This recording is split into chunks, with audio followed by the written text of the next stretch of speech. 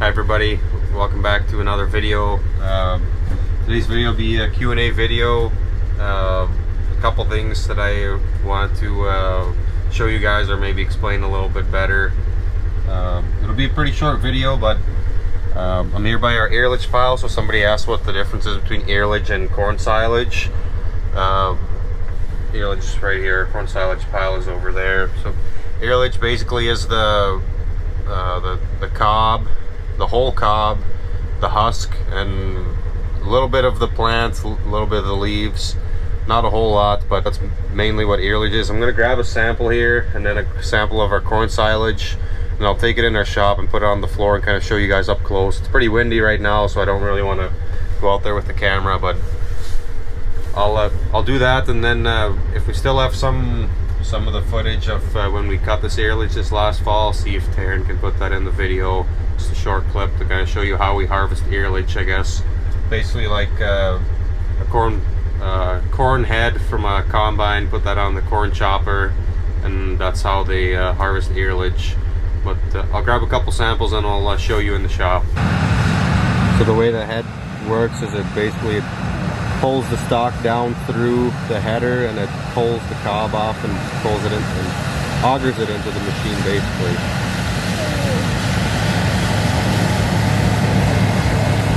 So I'm in our shop now. I've got so it's a sample of corn silage, airlage, and then that's just ground corn. So corn silage, that's the whole plant, and then you can see there's the kernels are in here, and they're, for the most part, they should be all pretty well flattened or cracked. I don't see a lot of big pieces in here, which we shouldn't. But that's the whole plant. And then we've got airlage here, which you can see they've still got some of the leaf or the husk and pieces of the inside of the cob. You know, a little bit of leaves, maybe a little bit of the stem of the plant also, but most of it is would be cracked grain basically. And then ground corn obviously is just combined corn, dry corn, and ground up into, I mean, you want it to be as much of a powder as you can get it.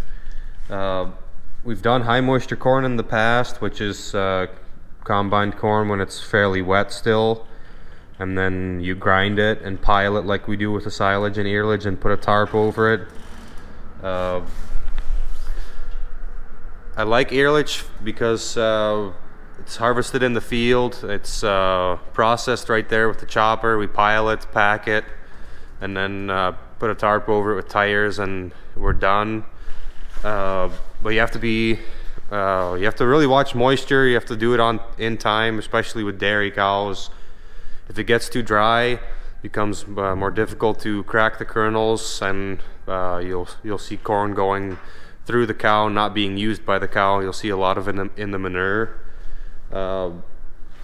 Really high moisture corn would be the better way to go, but it adds quite a bit of steps to the process, because it has to be combined, and then you have to feed it through a grinder and then pile it and pack it again.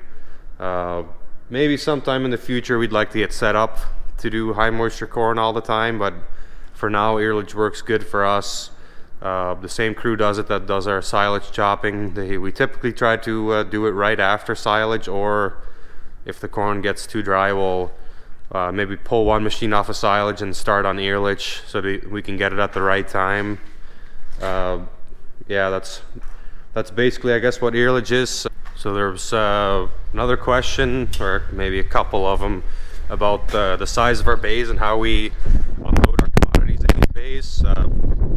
Hopefully you guys don't get too much wind out here, but the size of our bays are 11 feet inside the walls. If we were to do it again, I would definitely go at least 12 and maybe even 13. They can get the trucks in here easily, but if they need to walk down the walls to the back of the truck to open the tailgate, it's a little bit of a tight fit, and if they were a little wider, it'd be easier for them to back in here. Plus it'd be a little easier with going in and out with the payloader, and give you more storage capacity, I guess. So all of these products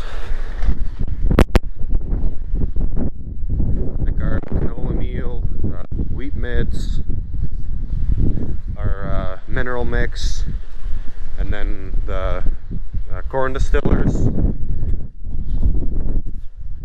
They're all brought with a live bottom trailer. So what that is a trailer that's got a belt on the bottom, on the floor of the trailer, that goes the whole length of the trailer. They can open the back door, and then that belt will run and carry all the feed out the back basically, and they're able to haul wet products, dry products, which is the reason why they use that kind of trailer. Thought I'd get out of the wind there. So that's the kind of trailer that we used to, or that the people that haul our feed used to bring those products to our farm. So it's the same people that haul our milk also haul our feed. So it's a couple local guys here in town, and they have a crew of drivers that drive for them as well. Other thing I wanted to mention was the size of our hay shed. So I mentioned the height, and I made a mistake actually. So the smaller hay shed is 24 feet high, and the bigger one is 25 feet high. I don't remember what I said, 16 and 18 maybe, but that wouldn't have been possible if any of you were paying attention, because we're going 8 high with 3-foot bales.